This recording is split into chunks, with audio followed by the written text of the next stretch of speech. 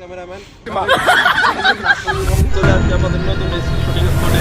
এখানে আমাদের বাংলাদেশের পরিস্থিতি নিয়ে ভিডিও হবে, তো আপনারা দেখতে থাকুন। সামনে আমরা দেখতে পাচ্ছি আপনার টিকটক করতেছে, টিকটকের তাদের কাছ থেকে আমরা ইন্টারভিউ নেবো। এই গাইস আজকে হচ্ছে আমাদের শুটের মধ্যে এই যে বড় ভাই আমাদেরকে বুঝিয়ে দিচ্ছে কেমন ভাবে কি হবে, দেখতে থাকেন কেমন খাই দেয় আমাদের এই ডিরেক্টর সাহেব শিখিয়ে